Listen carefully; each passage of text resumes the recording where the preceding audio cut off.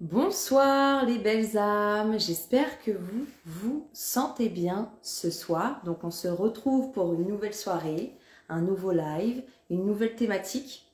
Donc on a pu déjà aborder ensemble lundi comment est-ce que nos relations sentimentales sont-elles révélatrices de nos blessures et de nos besoins. Nous avons pu voir hier les 5 révélateurs qu'on a le syndrome de la femme forte. Et ce soir, le sujet du soir, ça va être comment, pourquoi parler de son passé ne suffit pas pour pleinement s'en libérer et avancer. Donc bonsoir tout le monde, n'hésitez pas à me dire comment est-ce que vous vous sentez. Tout le long du live, si vous avez des questions, sentez-vous libre de les poser. Je prendrai le temps d'y répondre au fur et à mesure. Et sans plus tarder, nous allons commencer. Et juste pour rappel, les portes pour l'accompagnement de groupe Deviens-toi est toujours disponible. Je vous en parlerai plus en détail à la fin du live. En tout cas, on est parti pour un sujet, je pense, important, qui est de s'exprimer et de voir si oui ou non ça suffit, sinon pourquoi, si oui, pourquoi. C'est parti. Alors, le sujet, c'est pourquoi est-ce que parler de son passé ne suffit pas pour pouvoir s'en libérer et avancer. Déjà, pour vous, qu'est-ce que ça vous évoque, la notion de pouvoir parler de votre passé à quelqu'un, que ça soit à une personne qui va être proche, amicale, sentimentale, familiale ou même professionnelle. Pour vous dire que vous allez parler de votre passé, de parler de choses qui ont eu une trace des blessures sur vous. Qu'est-ce que ça évoque en vous? Quels sont vos ressentis déjà juste à l'idée de vous dire que vous allez parler de ça à une tierce personne plus ou moins proche de vous? Déjà, ça c'est une chose. Donc, posez-vous cette question-là. Moi, à date, comment est-ce que je me sens avec le fait de parler de mon passé et de parler de mes blessures du passé avec une personne plus ou moins proche de moi? Ça, c'est une chose. Pourquoi est-ce que moi, je indique que parler de son passé avec quelqu'un ne suffit pas pour s'en libérer? Déjà, premièrement, parler, c'est le début. C'est-à-dire conscientiser et verbaliser. Le fait de s'autoriser à verbaliser, c'est déjà une première clé. C'est une première clé pour pouvoir se libérer de son passé, parce que déjà, vous l'acceptez et vous le verbalisez dans la matière. Mais ça ne veut pas dire que vous allez vous en libérer. Ça veut déjà dire que vous l'avez verbalisé. Donc, vous avez déjà fait le premier point. Vous autorisez à le verbaliser. Par contre, n'oublions pas quelque chose d'important. Pour verbaliser son passé, il faut aussi avoir la bonne personne en face de nous. Pourquoi? Parce que si vous avez devant vous une personne avec qui vous allez vous autoriser à un moment donné, vous autoriser à être dans votre vulnérabilité, et je rappelle, vulnérabilité ne signifie pas fragilité, et que cette personne en face de vous, en fait, ça va être peut-être une amie, une personne très proche de vous, avec qui vous vous sentez de base bien, à l'aise, en confiance. Vous lui partagez un trauma, quelque chose qui pour vous, c'est peut-être une première d'en parler, de le verbaliser. Et cette personne se braque parce que soit ça lui fait peur, soit c'est pas comment réagir. Et vous, du coup, ça vous renvoie comme une notion de peut-être de rejet, parce que la personne, elle n'a pas eu la réaction que vous attendiez. C'est-à-dire tout simplement d'être comprise, d'être entendue, d'être respectée. Et que la personne, surtout, n'ait pas de jugement à votre égard. Juste non-verbal, vous voyez si une personne a un jugement, non. Une personne qui fait comme ça, ou même qui ne parle pas, ou vous sentez qu'il y a quand même une sorte d'état de choc, ça crée une gêne et un malaise. Donc déjà, quand on veut s'autoriser à verbaliser avec quelqu'un, si vous verbalisez avec une personne qui déjà n'est pas en capacité juste de vous écouter, donc déjà avoir une écoute active, ou même d'accueillir sans jugement, déjà, vous dites-vous que ça va vous bloquer pour la suite, parce que dire, bon, ok, là, j'ai parlé quand même avec une personne, je tiens fort à elle, c'est une amie à moi, je lui ai partagé ça, et sa réaction n'était pas forcément celle que j'attendais, donc vous allez vous renfermer. Je vous dis pas ça pour rien, je vous dis ça parce que des personnes que j'ai accompagnées, c'est ce qui leur est arrivé. C'est-à-dire que avant d'arriver à moi, elles ont eu tout un cheminement. Déjà, elles se sont autorisées à le verbaliser auprès d'une personne de leur entourage, souvent amicale, et elles se sont rendues compte que la réaction, c'était pas celle qu'elles attendaient. Donc, elles se sont refermées. Et il y a eu un temps pour se dire, oui, je peux me réouvrir à quelqu'un. Parce qu'au final, dans l'inconscient, qu'est-ce qui se passe? Si une personne proche de moi n'a pas été en capacité d'entendre et de comprendre ce que je raconte, comment est-ce qu'une professionnelle X, Y, Z va pouvoir me comprendre alors qu'à mes yeux, c'est une étrangère?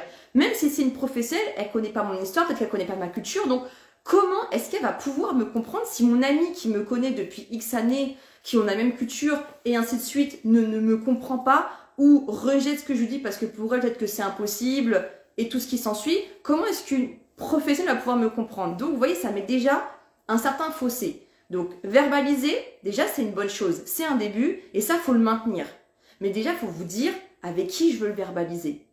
Est-ce que la personne, elle a une écoute active? Est-ce que la personne, elle est en capacité de comprendre? Est-ce que la personne, elle est en capacité d'accueillir? Est-ce que la personne, elle est en capacité de ne pas être dans un jugement à mon égard? Si ces points-là, ils sont au vert, moi, j'ai envie de vous dire, allez-y. Parce que verbaliser, c'est un début, que ce soit avec une personne professionnelle ou non. C'est un début.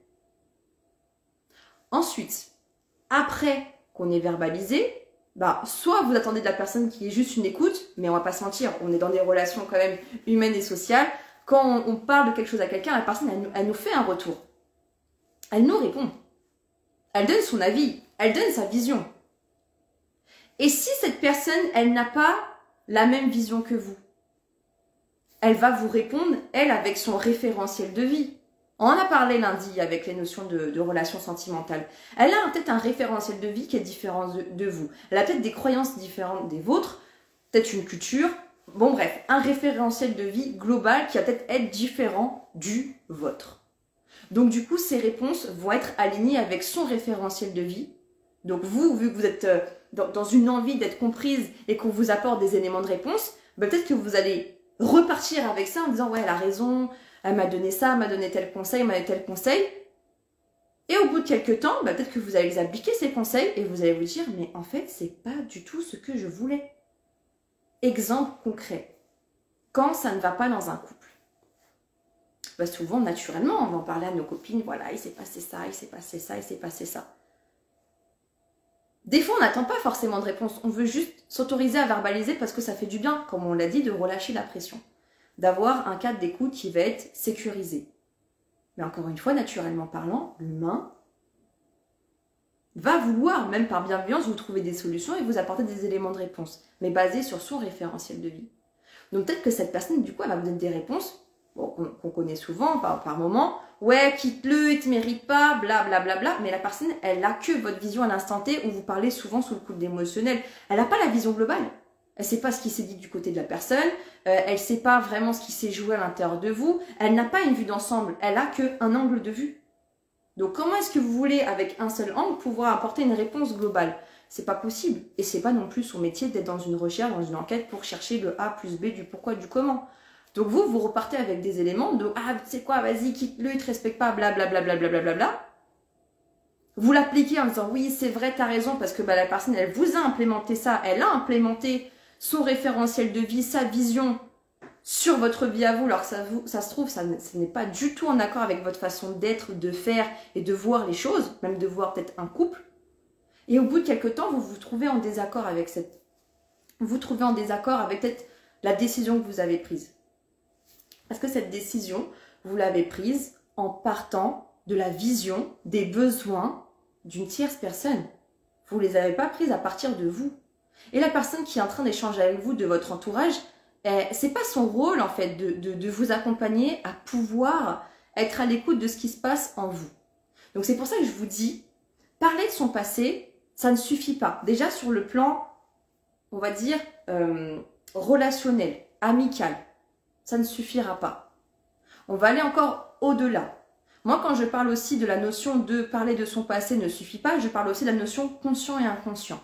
Parce que quand on parle, c'est exemple, moi dans mes accompagnements, on ne fait pas que de parler. C'est même souvent, c'est moitié on va parler, moitié ça va être de l'inconscient. Je vais vous expliquer pourquoi. Quand vous allez parler, vous allez devoir conscientiser, rechercher. Si vous avez un trauma, ça se trouve, vous l'avez oublié.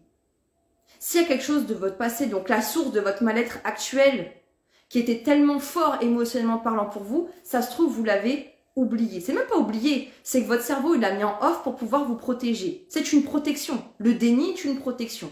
Ce n'est pas négatif, c'est une protection jusqu'à temps qu'à un moment donné de votre vie, vous soyez en capacité de pouvoir gérer ça. Et là, dès que c'est le cas, eh bien le cerveau, il réouvre cette petite porte pour dire, je ne sais pas si tu te souviens, mais c'est passé ça, maintenant il est temps pour toi de pouvoir le traiter et de pouvoir t'en libérer.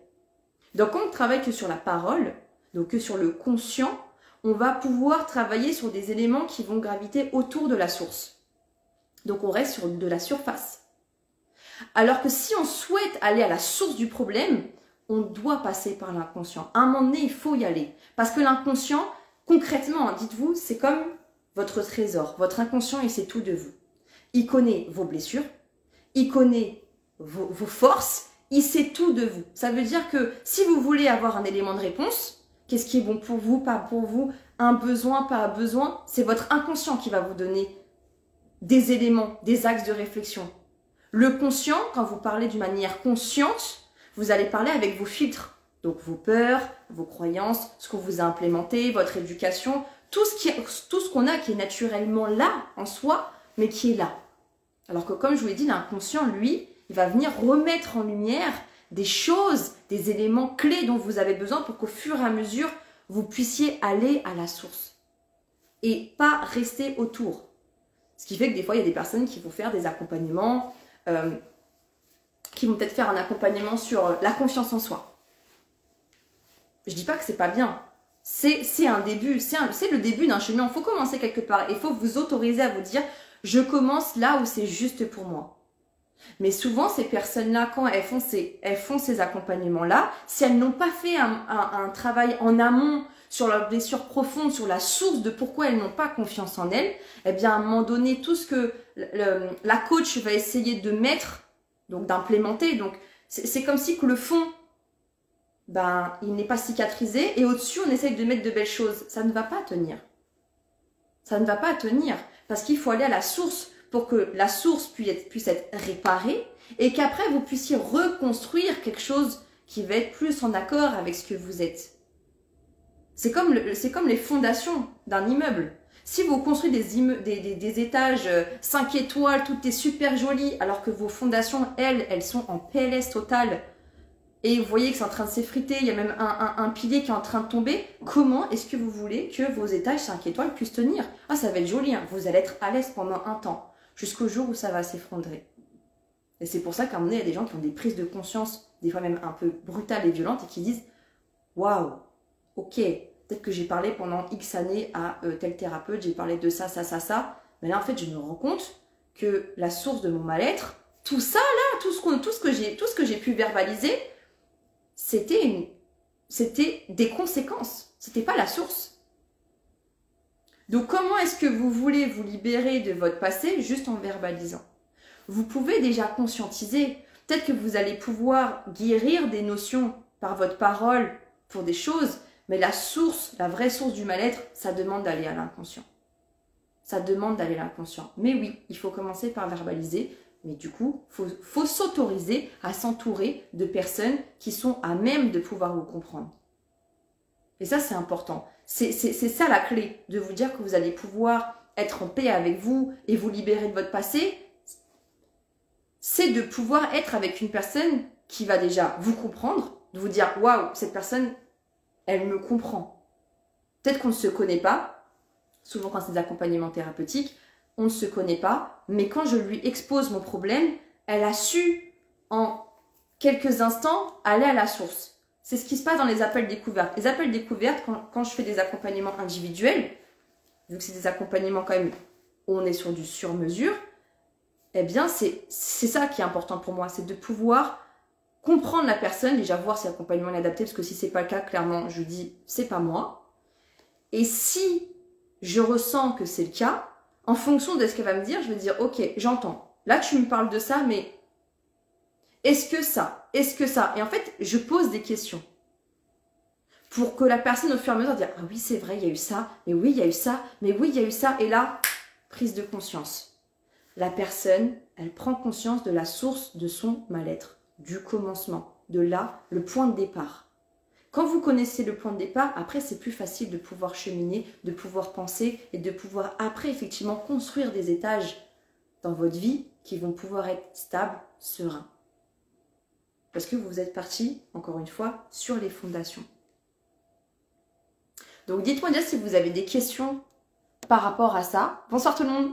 Si vous avez des questions par rapport à ce que je viens de vous expliquer, n'hésitez pas.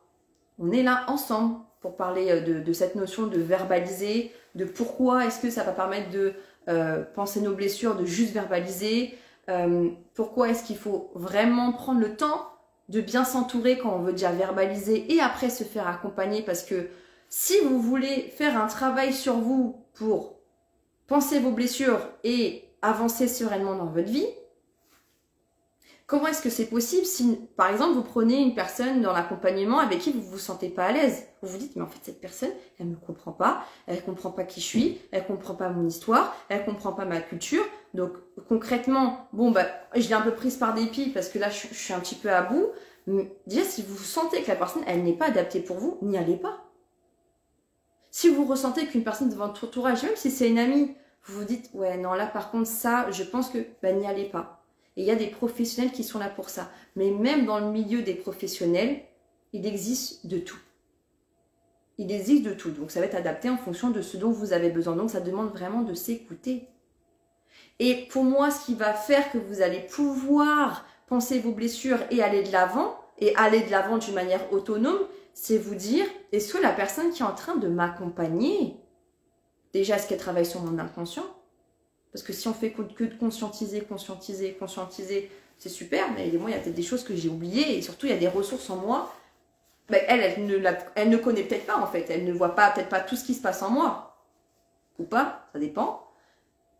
Mais surtout, est-ce que la personne qui est en train de m'accompagner, elle est dans une posture de consultante, ou elle est dans une posture de m'accompagner à ce que je puisse être autonome dans ma capacité à conscientiser et aller récupérer les ressources dont j'ai besoin pour avancer sereinement, en autonomie et dans la compréhension de moi-même. Parce que malheureusement aujourd'hui, il y a beaucoup trop de consultants qui se disent thérapeutes, coachs de vie. Mais on n'accompagne pas quelqu'un pour que la personne dépende de nous. Là, du coup, on crée une dépendance thérapeutique. Et ça aussi, j'en ai rencontré des personnes qui sont venues me contacter, qui m'ont dit, mais moi, en fait, j'étais avec une thérapeute, ça fait 2 ans qu'elle m'accompagne. Mais du coup, tu te sens autonome? Ben non, parce qu'à chaque fois que j'avais une question sur ma vie, je devais prendre rendez-vous. Elle me disait, ben, dès que vous avez un problème dans votre vie, ben, contactez-moi. Je vous jure, j'étais horrifiée. Je me suis dit, c'est pas possible. Tous les accompagnants, que ça soit dans la psychologie, dans la thérapie brève, moi, je ne suis pas psychologue. Je fais des accompagnements en thérapie brève. Donc, ce qui signifie que mes accompagnements ne peuvent pas durer plus de 3 mois sur un objectif. Les thérapies longues, ce sont pour les psys. Les psychologues, c'est un diplôme d'État. Donc ça, c'est encore autre chose. C'est encore autre chose. Mais les personnes qui vont voir quelqu'un, et ça fait X années qu'ils vont voir quelqu'un, et quand vous posez des questions, est-ce que tu te connais, est-ce que tu sais juste gérer tes émotions? Non. Pourquoi? Parce qu'en fait, quand je me sens en colère, je prends rendez-vous avec ma thérapeute, et du coup, c'est elle. C'est elle qui me calme, ou c'est elle qui m'explique. Mais c'est horrible, en fait, de dépendre de quelqu'un pour sa propre vie. Ça veut dire que vous avez fait le choix de dépenser de l'argent, du temps et de l'énergie pour vous autoriser à vous retrouver, pour au final vous retrouver dépendant encore d'une tierce personne qui va vous dicter comment faire. Alors ça se trouve, ce qu'elle est en train de vous raconter, encore une fois, c'est du consulting. Le consulting, c'est je vous donne ma vision des choses. Mais clairement, la vision du thérapeute sur votre vie, on s'en tape. Ce qui compte, c'est vous, votre vision à vous. Donc c'est que la personne, elle vous accompagne à prendre conscience de votre vision. C'est vous, dans ce que vous avez vécu, dans votre référentiel de vie, dans vos croyances, dans votre culture, qu'est-ce qui est juste pour vous, qu'est-ce qui est toxique pour vous, qu'est-ce qui vous a fait du mal, qu'est-ce que vous voulez garder, qu'est-ce que vous ne voulez pas garder. Et du coup, en partant de cet inventaire, parce qu'au final, quand on fait un accompagnement, c'est comme une sorte d'inventaire de vie. Dans l'accompagnement Deviens-toi, c'est ça qu'on voit, c'est un inventaire de vie. On voit déjà des blessures du passé, tout ce qui a coupé, qui fait qu'à date, on n'arrive pas à avancer sereinement. Donc, on pense la blessure, on l'apaise, on comprend la leçon qu'il y avait derrière, parce que si on ne comprend pas une leçon d'une épreuve, l'univers fait en sorte que ça se reproduise au fur et à mesure. Donc ça, c'est important déjà de le comprendre. Donc à chaque fois que vous ne prenez pas le temps de comprendre une blessure du passé, de la conscientiser et de l'apaiser, l'univers, il va vous remettre ça jusqu'à temps que vous dites « Oh, ok, bon, peut-être là, il y a peut-être quelque chose à aller creuser. » Mais autorisez-vous à voir si vous êtes à l'aise ou pas avec quelqu'un. Donc oui, parler de son passé, c'est une première étape.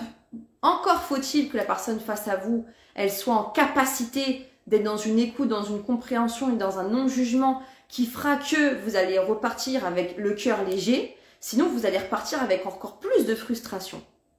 Et pareil pour une personne de l'accompagnement, il faut que vous puissiez sentir. Si vous sentez, waouh, cette personne, elle est en train de décrire ma vie en fait. Et si par exemple l'accompagnement devient toi, vous vous rendez compte que ça ne vous parle pas, parce que ça ne fait pas du tout écho à votre vie, mais moi la première, je vais vous dire, mais ne prenez pas l'accompagnement. Parce que vous allez perdre du temps et de l'énergie et de l'argent. Et c'est pas ce qu'on veut. Nous, ce qu'on veut, c'est trouver quelque chose qui correspond à nos besoins. Si vous vous rendez compte que l'accompagnement il correspond à vos besoins, si vous ressentez que vous êtes à l'aise avec moi et que vous vous sentez comprise et tout ce qui s'ensuit, bah là, j'ai envie de vous dire, écoutez votre cœur et foncez. Mais si c'est pas le cas, écoutez aussi votre cœur et freinez. Et ça, c'est pour tout. Donc, avant de verbaliser, demandez-vous est-ce que la personne est adaptée. Si oui, ok, je verbalise. Je prends le temps de conscientiser. Maintenant que j'ai verbalisé, je me sens peut-être plus légère. Mais est-ce qu'au fond de moi, je me sens vraiment apaisée? Est-ce que je sens vraiment au fond de moi que maintenant que j'ai verbalisé, c'est ok? Souvent, vous allez dire, non, en fait, c'est toujours pas ok. La personne qui m'a fait du mal, ça m'a fait du bien d'en parler. Mais par contre, au fond de moi, j'ai toujours une colère contre cette personne parce qu'elle m'a fait du mal. Donc, vous voyez, ça veut dire que ça demande d'aller travailler à l'intérieur de soi. Donc, verbaliser ne suffira pas. Donc, dites-moi si vous avez des questions. Ouais, des gourous, exactement. Des gourous, des personnes qui vont être là, qui vont vouloir avoir une emprise sur vous parce qu'elles, derrière, bah, ça profite à leurs besoins, peut-être des besoins financiers, de puissance, de reconnaissance. Bon, bref, en tout cas, ça va pas être des choses qui vont être bienveillantes. C'est ça qu'on dit, on le sent en fait, quand une personne, ça ne matche pas et il faut s'écouter. Et on avait fait un petit exercice lundi pour être à l'écoute de son cœur. Si vous n'avez pas été là lundi, le replay est disponible sur mon compte, c'était par rapport aux relations sentimentales. N'hésitez pas à regarder le replay. On a fait ensemble un exercice pour pouvoir être à l'écoute de son cœur, parce que votre cœur, il sait tout de vous. Si une personne est adaptée pour vous pour pouvoir échanger, même dans votre entourage, votre cœur, il va vous dire la première réponse. Si c'est oui, c'est que c'est oui. Si la première réponse c'est non, c'est que c'est non. Et ainsi de suite. Donc, je crois que vous n'avez pas de questions. Je recheck. Ça nous manque vos lives. Eh ben, je suis là tous les jours de la semaine. Moi aussi, ça m'avait manqué les lives. Mais là, du coup, on va être là tous les jours jusqu'à dimanche pour parler d'une thématique différente. Pour pouvoir surtout mettre à l'honneur la femme. Parce que bon, je pense que vous avez vu le reel que j'ai sorti aujourd'hui. La femme, elle porte, elle supporte beaucoup de choses. Je dis pas que l'homme ne supporte pas, il supporte pas beaucoup de choses. Mais ça, c'est encore un autre sujet. Je m'occuperai des hommes plus tard. Mais là, la mise à l'honneur cette semaine, ce sont les femmes. Ce sont les femmes parce que vous avez besoin de vous sentir comprise, de vous sentir écoutée. Parce que comme je l'ai expliqué, bah, le syndrome de la femme forte, c'est porter. On comprend tout le monde et au final, soit on s'oublie. Donc déjà, quand on fait l'effort de verbaliser auprès de quelqu'un, si on n'a pas l'écoute dont on a besoin, franchement, c'est hyper frustrant. C'est hyper frustrant. Donc, c'est pour ça que j'ai mis en place cet accompagnement-là et que l'année dernière, ben, je suis contente des retours qu'il y a pu avoir. C'est parce que là, les personnes, elles se sont senties comprises. Elles se sont senties en sécurité. Elles ont été dans un cadre bienveillant où elles ont été avec d'autres femmes qui comprenaient leur situation. Ça veut dire qu'elles parlaient la même langue. C'est pas moi je vis ça, c'est hey, on est tout ensemble dans une même intention. On est tout ensemble dans un même endroit pour que l'on puisse ensemble créer une synergie, pour qu'on puisse s'autoriser à lâcher ce rôle qui nous pèse. Et c'est ce qui fait aussi que le groupe, il est porteur. Parce que là, la parole, quand elle se crée, quand chacune s'autorise à verbaliser, s'autorise à lâcher ce qu'elle a lâché par rapport à sa vie, à ses questionnements, l'espace, il est tellement sain, bienveillant et sécurisé parce que on est toutes là pour la même chose, ben, que là, la magie peut opérer. Que là, effectivement, la synergie peut se créer et que là, par l'écoute, juste l'écoute de l'expérience d'autrui, vu qu'on est sur la même fréquence, on est sur la même fréquence radio, là, il peut y avoir des prises de conscience, il peut y avoir des apaisements, parce qu'on est sur la même vibration, on parle la même langue. on est dans... Si vous parlez avec quelqu'un, imaginez-vous, vous êtes dans cette intention de vous dire, ok, Kionitra, je vois ce qu'elle dit, ça me parle. Moi, ça me parle de lâcher ce rôle de la femme forte, de pouvoir peut-être rentrer dans cet accompagnement-là. Imaginez, vous en parlez avec une amie qui, elle, en fait, pour elle, elle n'a toujours pas conscience de ce qu'elle vit. Vous voyez ce qu'elle vit. Vous allez dire, oui, moi, je vais rentrer dans un programme, machin, nanani, nanana, on va faire ci, on va faire ça. Si vous n'êtes pas dans la même fréquence, elle va plus peut-être vous démotiver qu'autre chose. Ou peut-être que grâce à votre retour, elle aura une prise de conscience. Mais de base, ça se trouve, vous n'êtes pas sur la même fréquence. Donc, il y aura un risque. Quand vous rentrez dans un accompagnement où tout est clair, on vous dit, ok, si tu rentres, c'est parce qu'il y a ça, ça, ça, ça, ça, ça. Donc, si tu te sens concerné par ça, ça, ça, ça, welcome. Mais si c'est pas le cas, clairement, garde tes sous. Eh bien, quand tu vas rentrer dans cet espace-là, là, tu vas pouvoir retrouver des femmes qui vont te comprendre, qui vont t'entendre, qui vont te respecter, qui vont être à tes côtés et même vous allez peut-être même créer des amitiés.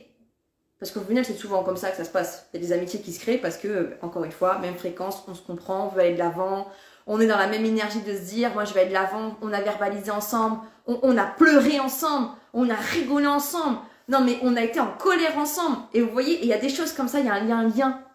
Il y a un lien qui se crée au fur et à mesure qui fait que les personnes, même après l'accompagnement, elles restent en contact.